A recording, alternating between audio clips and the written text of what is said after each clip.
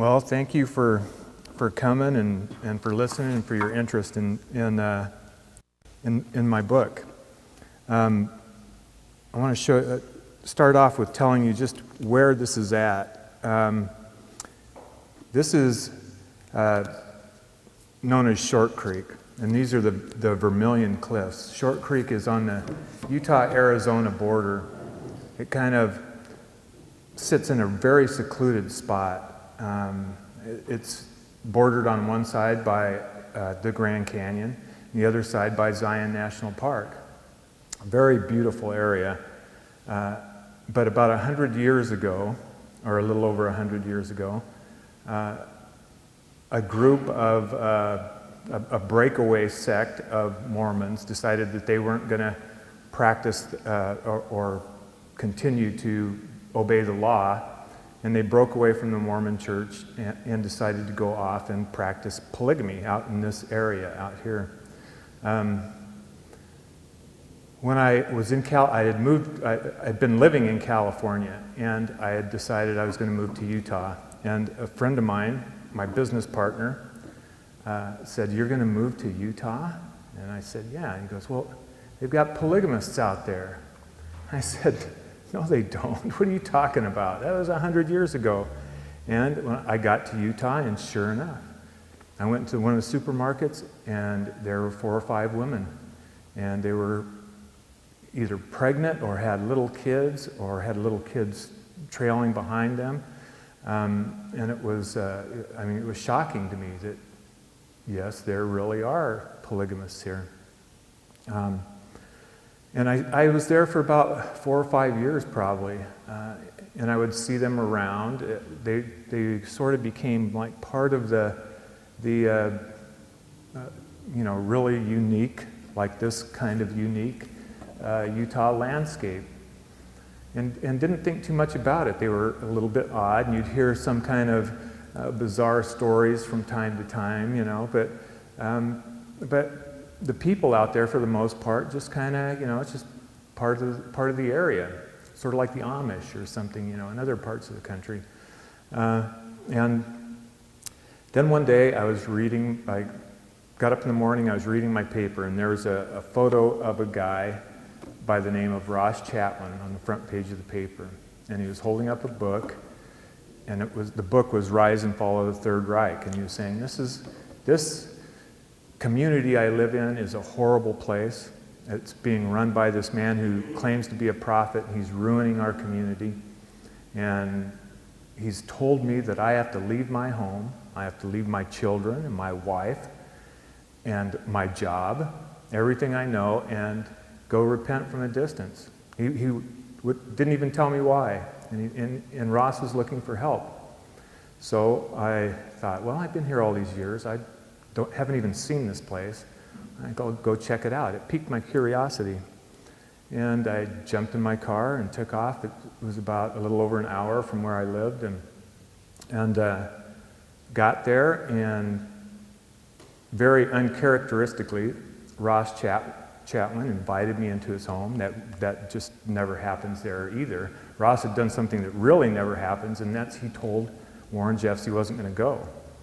And we went in and started talking, and as we talked, Ross started telling me about, just very matter-of-factly, started telling me about things that were taking place there, like little girls being married to old men, and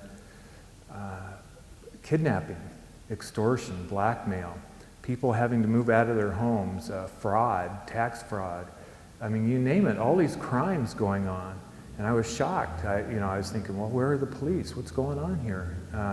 And to him, it was nothing. It was just life in Short Creek. And I was disturbed. I'm listening to this, and he's trying to tell me about the legalities of things, and I'm blown away by all these other crimes that are going on that it doesn't even occur to him that these are horrible things. So I began working on Ross's case. I took the case, and he was sort of my guide into this culture that is here in America, but not part of America. It's a completely foreign fiefdom, I guess you'd say. When you go there, it's like you just drove off the map. It is like nothing in America. It is without a doubt the most lawless town in the country. When I go there, I'll be followed. People will try and run you off the road, or if you were to go there, they would tail you and try and make you feel as uncomfortable as possible. The police may stop you and try and harass you. I've had one of the tricks they do is they'll have a car in front and a car behind you, and another car will come by the side and they'll pull you off the side of the road, and then the car in front will spin its wheels and take off and spray rocks and gravel and break your windshield out. And I've had that happen before. It's just a place where the people think that they are not part of this country and they don't have to go by the rules of this country. And so with that, I started learning more and more. I started making contacts within that culture and that religion. And I was continually, daily shocked by what I found. And I kind of sum it up a little bit here on one of these pages. I'll read to you. I'm getting a little dry here. I need a drink. And this is, well, I'll preface this a little bit. I had, after a year of working with Ross Chatwin, a woman by the name of Joanne Suter called me. And Joanne is a prominent Baltimore attorney. She had kind of spearheaded the cases against the Catholic Archdiocese, the pedophile priests. And she called me up and asked me if I would work on a case for her. And the case later became known as the Lost Boys case. And Lost Boys are these guys who are kicked out of the church and out of the religion. And in any population, there's going to be about a 50-50% male to female ratio. But in Short Creek, where polygamy is practiced, there's this disparity of young men because the young brides are being assigned to these older men. So these, not just young men, boys, are abandoned by their community and by their parents. Many are just dropped off alongside the road and told, don't call us, don't try and contact us, don't send us a letter. If you send us a letter, we'll destroy it without reading it. Try and contact us, we'll hang up on you. And it's created this kind of subculture around the Southwest of these lost boys, and that's a very descriptive title for them. They don't like being called that, but they are truly lost. They have no idea how the world works. Many of them are, well, most of them are very poorly educated. They're given a minimal amount of schooling. They learn how to read a tape measure and get by, and then they're put out on construction jobs. They're out working. And so they feel like there's no hope in their life. They're doomed to hell. And so they turn into other things. They turn to other things, drugs, and it turns into this wine women song type mentality. And they're truly lost. They don't know how to get by in the world. I compare it to taking somebody from Somalia and dropping them off in Seattle and saying, now survive. They have no clue, no life skills. And so I began working on that case. The other case I began to work on that Joanne asked me to work on, was a case that was Warren Jeffs' nephew. His name was Brent Jeffs. And Brent had been raped by Warren between the ages of about 5 and 7 years old.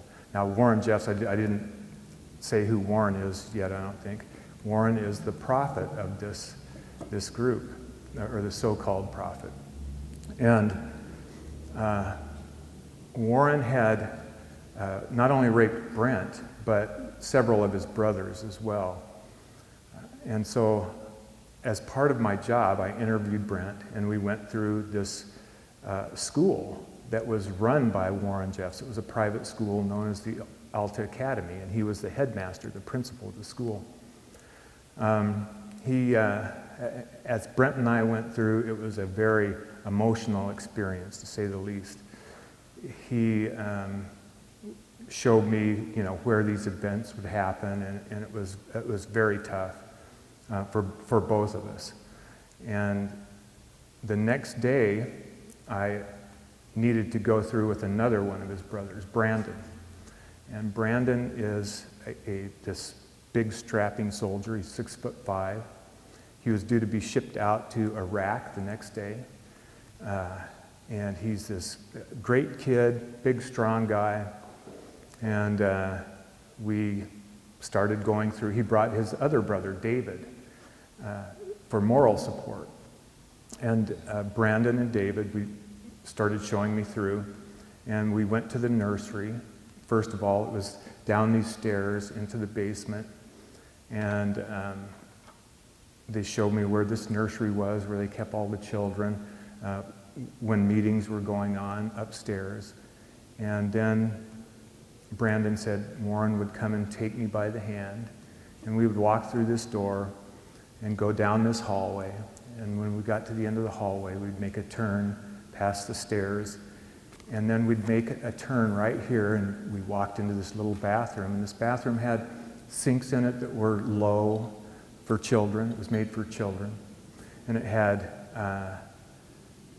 like cartoon characters on the wall. It was set up for kids, for little kids. And as Brandon is telling me these things, we get to the spot where Warren would rape these children. And Brandon started sobbing. I mean, he sobbed uncontrollably. And his brother David grabbed him and hugged him, and David started sobbing. And it was very hard for me to control my emotions. It was very tough on me. I was struggling to control myself. And then suddenly David confessed that he had been raped too by his Uncle Warren. And it was just overwhelming. And I suppose that was the time when it turned into more than just a case for me. At that point, I knew that I had to do something about this guy, Warren Jeffs.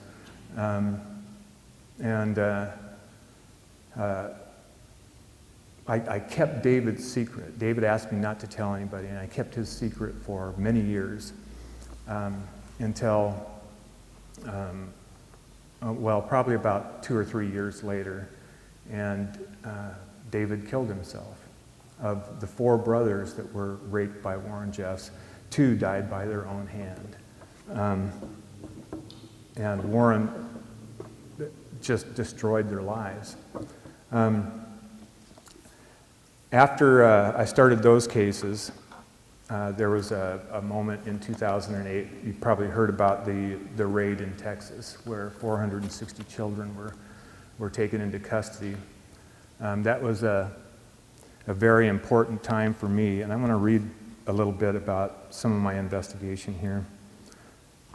I say, as I gathered evidence and interviewed witnesses throughout the years, I was always looking for the biggest piece of the puzzle, the smoking gun that seemed to be just beyond my grasp. Even when Warren Jeffs made the FBI's 10 most wanted list and was finally arrested on a lonely stretch of I-15 in Nevada, I still felt there was more to be discovered. Maintaining accurate records is encouraged in Mormonism, and I knew Jeffs had a compulsion for keeping an exhaustive accounting of his activities. In his case, it was also a matter of saving mementos of his reign as supreme leader, a trait he shared with despots throughout history. I knew that compulsion was his Achilles heel, and increasingly I was feeling a compulsion of my own to find the trophies that he was driven to preserve to prove his greatness to posterity. As it turned out, the smoking gun, along with frightening insights into the innermost thoughts, activities, and crimes of the prophet of doom, was there in Texas. Police discovered a cache of material carefully hidden in a sealed secret vault beneath the temple grounds that consisted of Warren Jeff's daily journals, the quote, private priesthood record of President Warren Jeffs, close quote. The information they contained was beyond anything that any investigator could ever have imagined or hoped for. There were volumes of documents, marriage records, computer disks and hard drives, audio recordings and flash drives, along with thousands of pages dictated by the self-absorbed prophet, detailing his most deeply held beliefs, mad impulses, dreams, feelings, fears, and aspirations, often right down to the minute. The find was conclusive and graphic, validating conclusions I had come to over the course of my investigation and shedding light on many unanswered questions. What made this man tick? Who was Warren Jeffs? What was his magic and what were his sins? Events and practices that had been assumed or guessed at could now be woven into a tapestry of facts dating back years. The darkest secrets and crimes within the FLDS were laid bare, exposing the who, what, when, where, why, and how of Warren Jeffs and his fundamentalist Church of Jesus Christ of Latter-day Saints.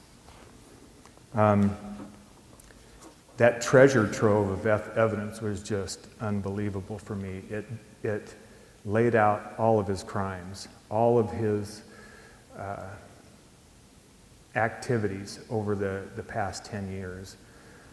It described how he did the things he did and what went on inside of his mind. And it was, for so long, people would kind of discount what he did and what happened, and it was,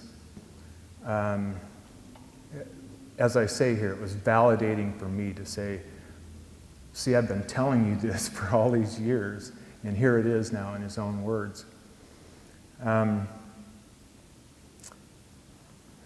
After that evidence was found, well, actually, before this evidence was found, Warren Jeffs was arrested in Nevada.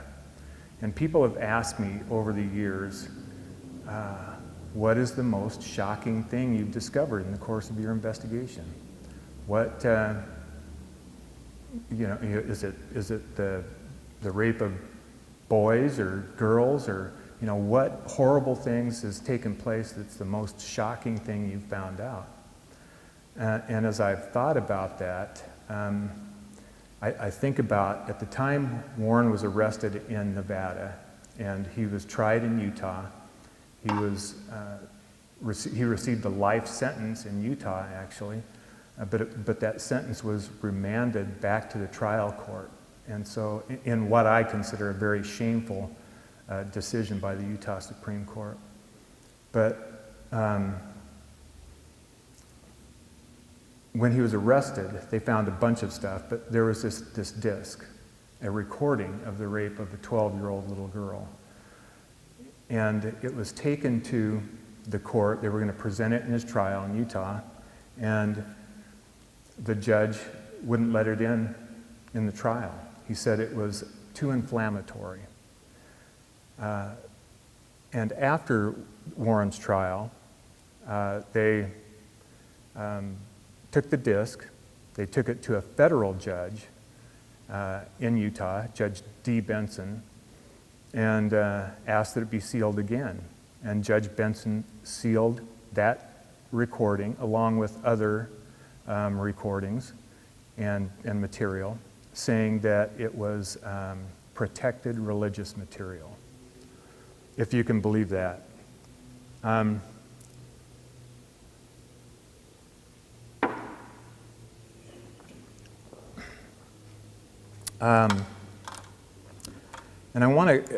I'd like to give you just a little bit of insight what was on that tape and why it was so shocking to me. I'm going to tell you a little bit about this girl that was on the tape. She was actually 12 years old and 24 days. In fact, I'll do better than that. I'll show you a picture. since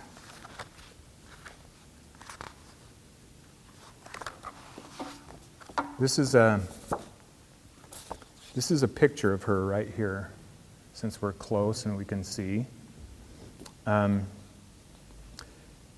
I said, she's 12 years old and 24 days. Here's another picture.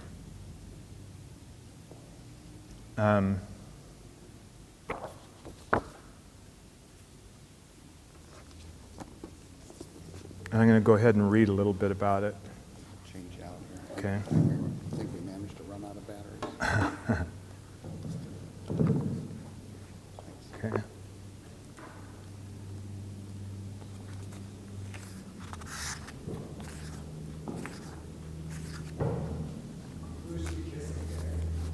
That's Warren Jeffs.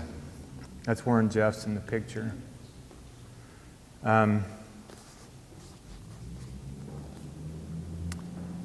On her wedding day, July 27th, 2006, Mary Ann Jessup was only 12 years and 24 days old. She had a blazing mane of bright red hair and a smile that reached across her freckled face from ear to ear. In the outside world, she would have been a sixth grader. When she was only 9, Warren Jeffs commanded her father, his loyal Lieutenant Merrill Jessup, to fetch the girl to R-17 in Texas. R-17 is the code name for the ranch in Texas, where she could mature and begin receiving trainings on becoming a heavenly comfort wife for the prophet. Now the time had come, and Mary Ann was summoned by her mother, Barbara. She was told to hurry and clean up because something important was about to happen. After a shower, she put on a fresh set of the long underwear required by her religion and slid into baggy sweatsuit pants before adding stockings up to her knees. Her best dress, a simple garment with a pretty crocheted collar that buttoned modestly around her neck, came next.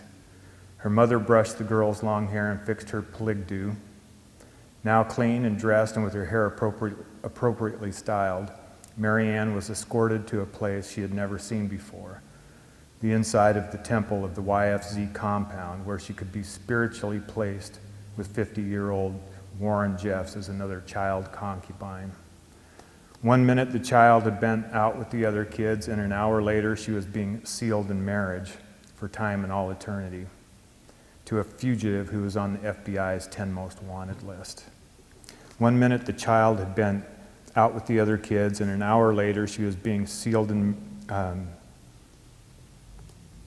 marriage for time and all eternity to a fugitive on the FBI's 10 most wanted list. The event was more than just another instance of Warren Jeffs grabbing up another preteen girl as a wife. It was a three-bride ceremony that gathered the FLDS elite into a power-sharing tribal ritual in which they intentionally bound themselves together in a criminal act with the exchange of underage girls who were called Daughters of Zion, one of whom was not yet a teenager. Slathered with a veneer of religious-sounding hocus-pocus to make it seem that it was all God's doing, the triple wedding was a sham, and each one was illegal. It was a perfect example of the I'll scratch your back if you scratch mine arrangement among the like-minded villains of the three-member First Presidency that ruled the FLDS. President Warren Jeffs, First Counselor Wendell Nielsen, and Second Counselor Merrill Jessup. The prophet knew he was pushing the envelope with the preteen Mary Ann, but he was a genius at getting others to share in the culpability of his crimes. The fathers and the mothers would all get their hands dirty right along with him. None could accuse another without implicating themselves. Mary Ann, Bishop Merrill Jessup had contributed his 12-year-old daughter. Warren Jeffs contributed one of his own daughters, Teresa, who had turned 15 the previous day, to marry 36-year-old Raymond Merrill Jessup, one of the bishop's sons, who was already a polygamist. Wendell Nielsen chipped in his own 15-year-old stepdaughter, Leanne, to be a bride of Merrill Leroy Jessup, age 33, another of the bishop's sons. Family fortunes and fate were being knitted together in a huge criminal conspiracy. None of the girls had to be dragged to the altar. The children were filled with the belief that these marriages were good and pure, and they understood the prestige that would come from being placed with such important men. Wendell Nielsen said the opening prayer. Then Warren took over as presiding mouth, the authorized speaker, and performed the first two ceremonies. The prophet would happily report in his journal that he then made Merrill Jessup mouth, temporarily granting him authority, and assumed his place beside his petite bride-to-be for his own grotesque ceremony. The top of the diminutive Mary Ann's head came up to about the middle of the torso of her lanky husband, who stood 6'4". The marriage delighted him, and he exuberantly admitted one of his most heinous crimes to his scribe for the priesthood record. There was sealed Mary Ann Jessup to Warren Steve Jeffs, that's me. Mary Ann was given to the care of Warren's favorite concubines, Naomi and Millie, for further training. And 2 weeks later, the child was led to the ceremonial temple bed that had been designed to the prophet's specifications. There she was sexually assaulted by the panting, praying Warren, assisted by Naomi and at least one other wife, in a mockery of a loving marital union. The event was recorded on audio tape and later transcribed. When I'm asked that question about being, what's the most shocking thing I've discovered, the most shocking thing was not just that tape. It was the fact that it had taken 5 years for that tape to come out in trial. Warren Jeffs was finally taken to trial in Texas, and he received a sentence, and he's serving that sentence now, of life plus 20 years. But it took 5 years for the rape of a 12-year-old little girl to finally make it to a point where it could be played for the public so that we could all know about this man's crimes. And that is the most shocking thing that I found out in the course of my investigation. That this could be going on, and it could be buried like that, something so horrible. And so with that, I'll go ahead and open it up for any questions. Well, and that's one of the horrible things about it. That's the most shocking thing about it, like I said. Naomi Jeffs was with Warren Jeffs when he was arrested.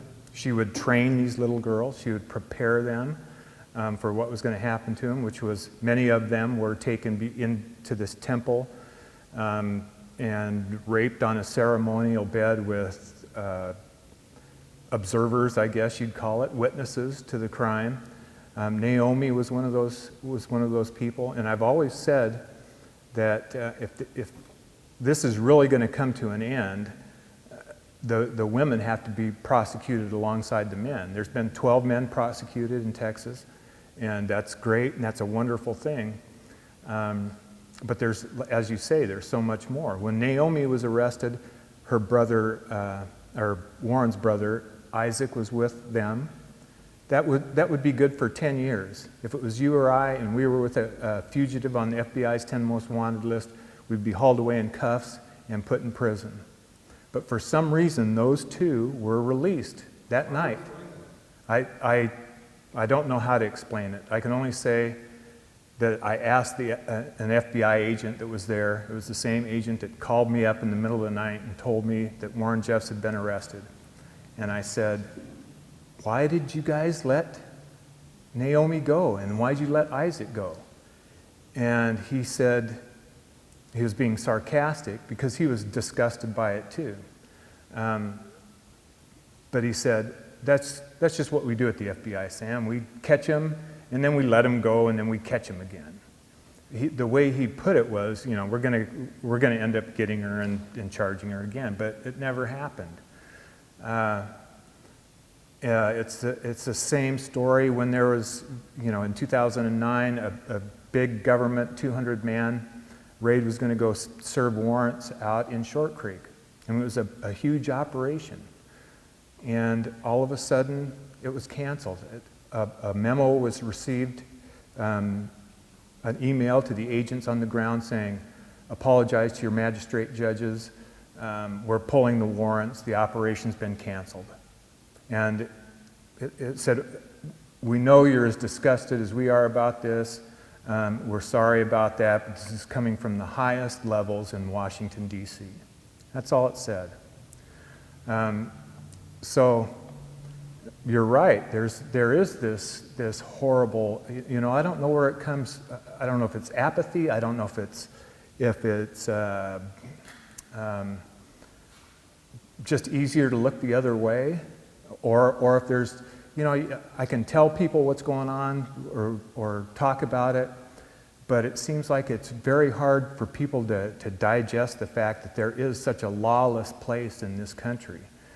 And I don't know, maybe that has something to do with it, but hopefully this awareness with the book and other things that are coming out now will help with that.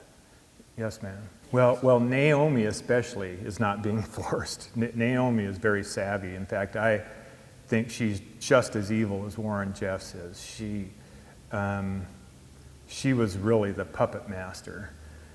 When you read the dictations, Warren's journal, you'll see that Naomi knew just what to do, just what to say, and how to play Warren and get him to do whatever she wanted. But it's interesting.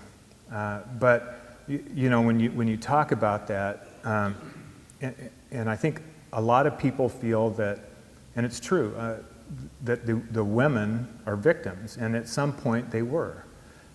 Just about all perpetrators for crimes of abuse, especially sexual abuse, were victims at one time. I believe that Warren Jeffs was probably a victim of sexual abuse.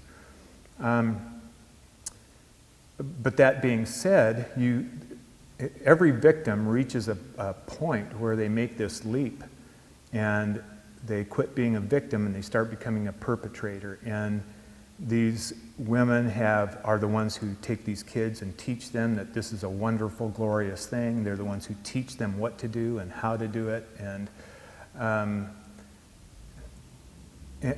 not just wagging my finger at the women. I mean, the men are just as culpable too, but they receive a lot more of the attention. And part of the problem is that the women aren't being held culpable like some of the men are. Yes, sir. That's right.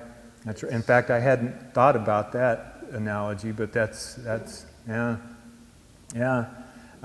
It's hard to believe, and the fact is that there wouldn't be any victims in this. There wouldn't be any victims in Short Creek if the parents, both male and female, didn't take their kids by the hand and place them in the hands of some old lecher or drop them off alongside the highway or whatever, The fact is, they did it. They're just as guilty as Warren is, Warren has set up his places of refuge all over the country, and Short Creek is just the main spot where all the drones work and bring in money for the people that are in the places of refuge that consume. And he has taken anybody within that religion with any kind of moral compass at all and booted them out. And the most of the people left there are the most zealous and the scariest and the ones that will do literally anything he says. And it is still going on. He's established these places with little mini-me's or clones of himself in there that will do whatever they're told to. His brother Lyle, who some people think is as bad or worse than Warren, has taken over and become the prophet's mouthpiece now on the ground. So yeah, it's still going on, and that's scary. Yeah. Did you do any research into the origins of the Mormon Church and how that connects to all this sickness? Well, the origins were with them, 100 years ago when they broke away. And when they broke away, I compare it to, for instance, Catholics and Lutherans. When Lutherans broke away from the Catholic Church, then they became Lutherans. And the two were not associated anymore, and that's the way they are now. They have no connection with the LDS Church.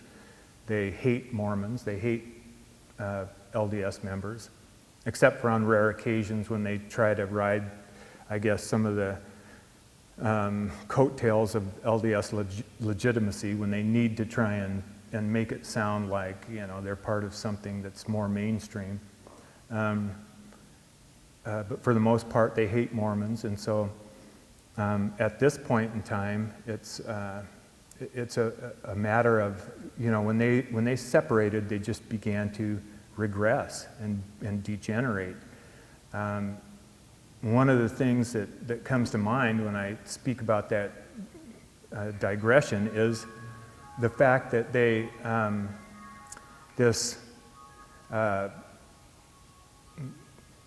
these shows like Sister Wives and some of those other things that are on TV now kind of glamorize this kind of lifestyle.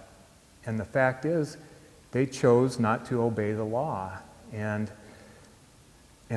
these shows like Sister Wives have, they teach their children that it's okay not to obey the law. As long as God's telling you to do something, then it's okay. And from there, you know, the next step is it's okay to lie about it. It's okay to break other little laws and ancillary laws, and it keeps, you know, getting worse and worse. You know, maybe you're rewarded with younger brides for your obedience and so forth, you know, and it just keeps mounting and pyramiding. And so that is one of the problems as I see it, is some of these things that are going on now are the things that are kind of giving it a weird perspective. Well, the fact is, I mean, and that's true, and there were lots of reasons probably at the time, but the fact is, that was then and this is now, and there is a whole group of people that are molesting children right now.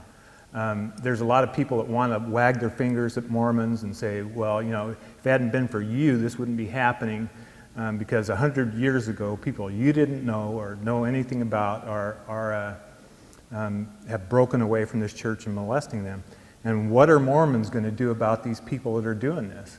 And the fact is, they're doing what they would do with any other religion, and saying this is a horrible thing. What they're doing is immoral and bad, and they excommunicate anybody that has anything to do with polygamy.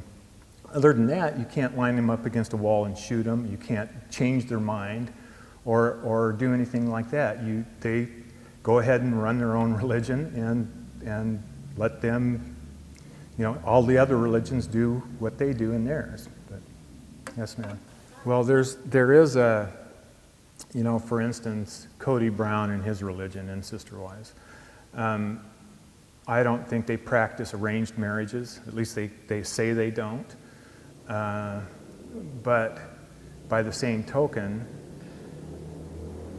it's my belief and in my observations that they're still just a heartbeat away from being exactly where the FLDS are and Warren Jeffs is. Because, as I said, they take their children and they teach them that it's okay to break the law. And that is something that when you do that, when you no longer are required to obey man's law and you go exclusively with God's law, then anything goes. And it's just a matter of time before these little baby steps keep getting worse and worse and worse, and until the perfect storm, Warren Jeffs type person comes along and something bad happens. It's kind of like a slippery slope. Yeah. Mm-hmm. So do yeah. you feel the same way about other alternative lifestyles, like say gay marriage?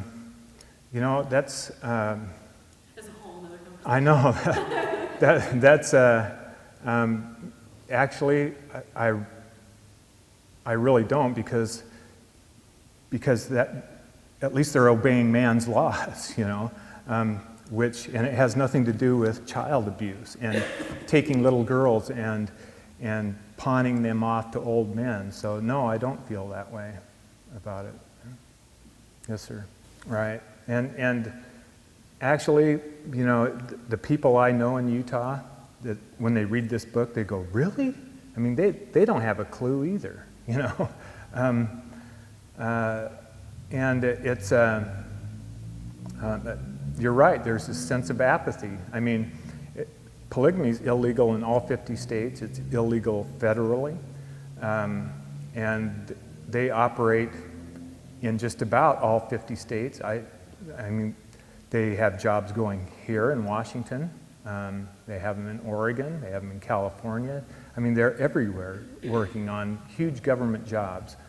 And so it is Utah, and I'm very disturbed and annoyed by our Attorney General and some of the Supreme Court decisions there and things like that. And, you know, it's my mission, really, to try and wake them up and let them know how bad it is. Our Attorney General doesn't have an excuse. He knows how bad it is. And it's just easier for him to look the other way, you know, and not become involved. It's a political hot potato. I mean, it's, for instance, when that federal raid I was telling you about happened, that occurred during an administration change in the presidency. I have, and they'll pound their chest and strut around and say, I don't mind telling Warren Jeffs I'm coming after him. And then their interest will spike, and then it will wane again. And it might be, like I said, just as simple as perception. When there was this change in administration in 2009, that's when that federal raid was canceled all of a sudden. And my only reasoning behind that is because the new administration felt that if they got involved, they'd get their hands dirty, or there might be some criticism, or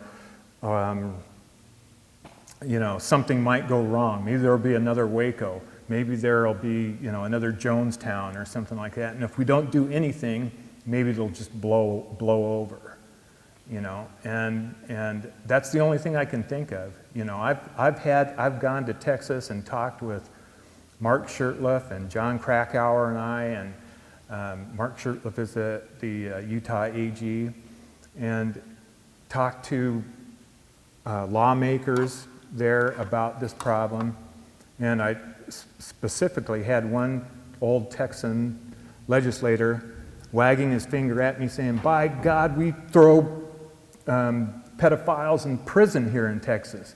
Why aren't they doing that in Utah? And I go, hey, don't ask me, ask that guy over there, the Attorney General. He got up and said, I'm just here to tell you, don't make the same mistakes in Texas that we made in Utah. You need to do something about this right away. You know, we're working hard to see that this happens.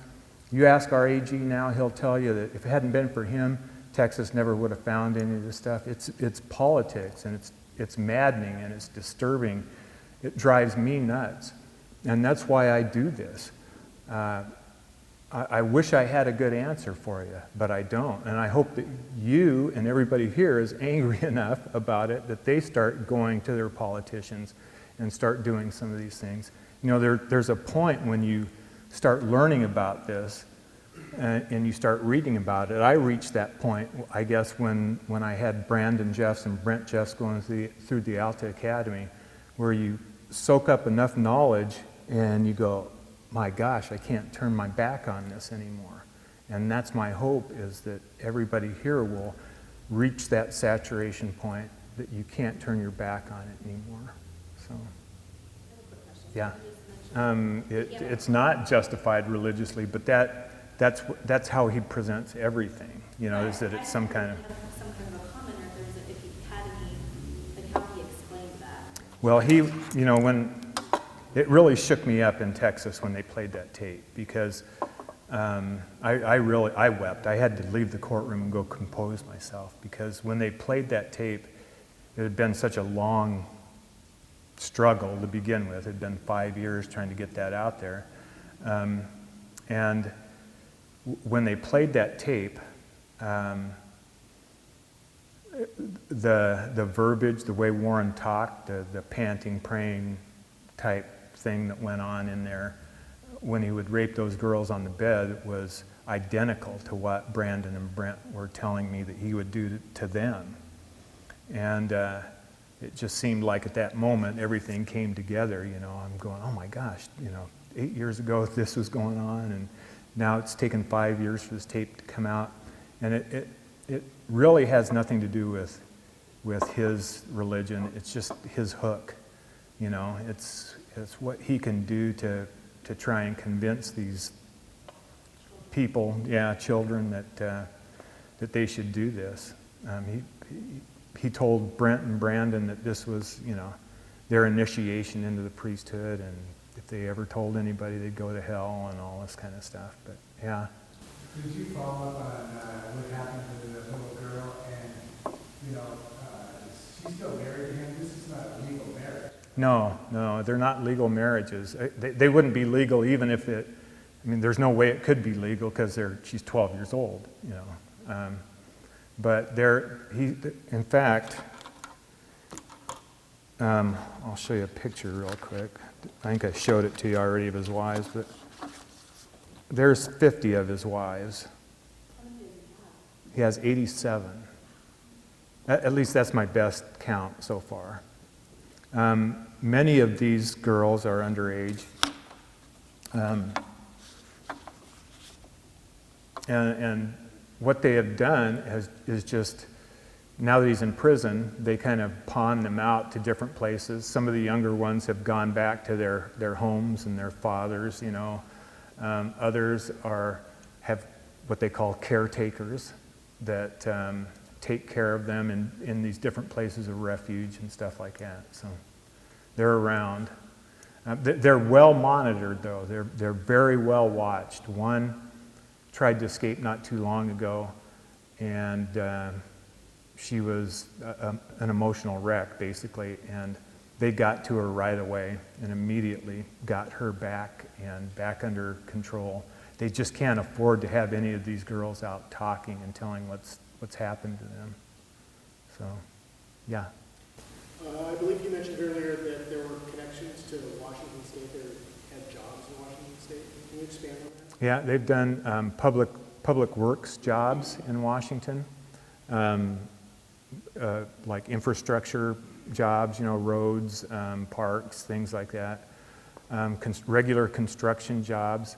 They're like Washington. They are connected to the military and aerospace type things. They were actually the contractor for Morton Thiokol that produced the O-rings that went into the space shuttle that blew up. There's a large manufacturing company that's now called New Era Manufacturing that has now moved from Short Creek to the Vegas area, and they're producing top secret parts for night vision that are being used overseas by our troops overseas, and they make all the gun parts for North American Arms. So they have large manufacturing jobs or resources to bring money in.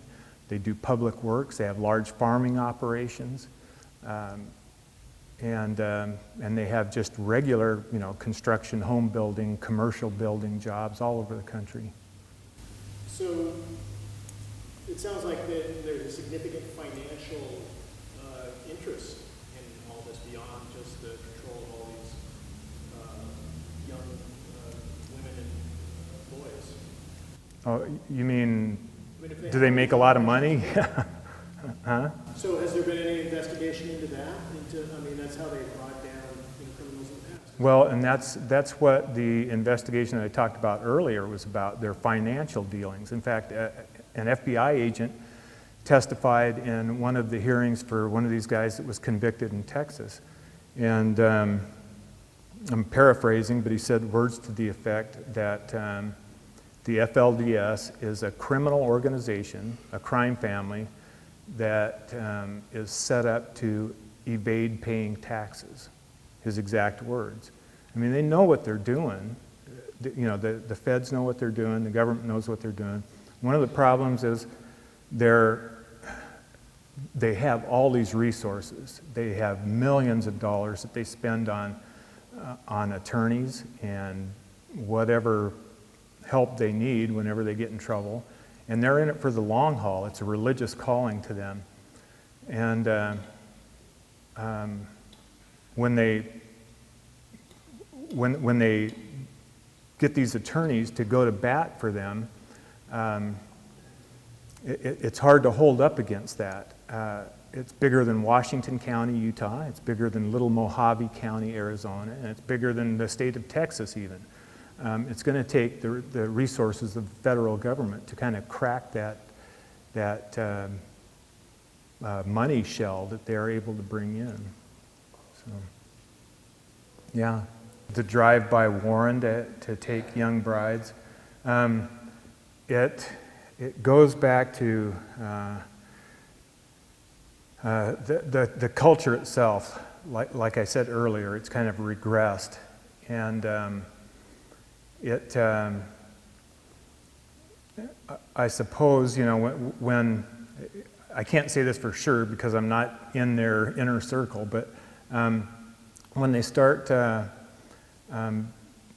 well, if you're a young man in that group, let's say, and you want to set yourself apart from the rest of the young men, you go out and you try and make some money, and that's how you do it.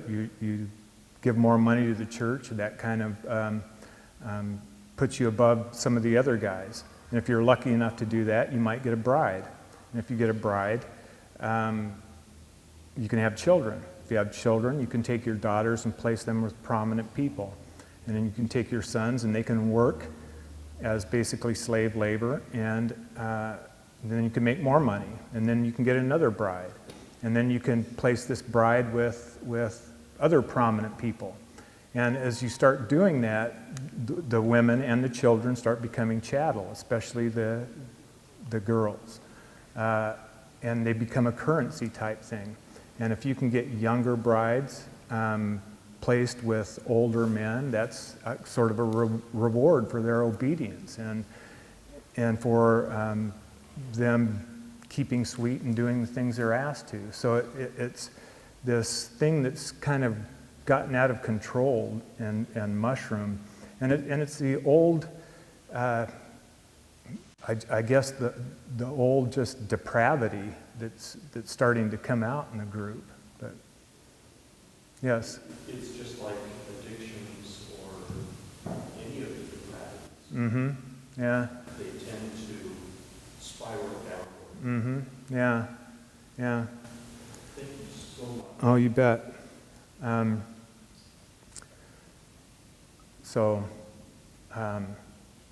Basically, that's what it is. It's depravity, and I guess it's being using depravity as a reward, you know, to help them grow in the community. So. What's the number? How many people are we talking about? The best guess is it's really hard to tell exactly, but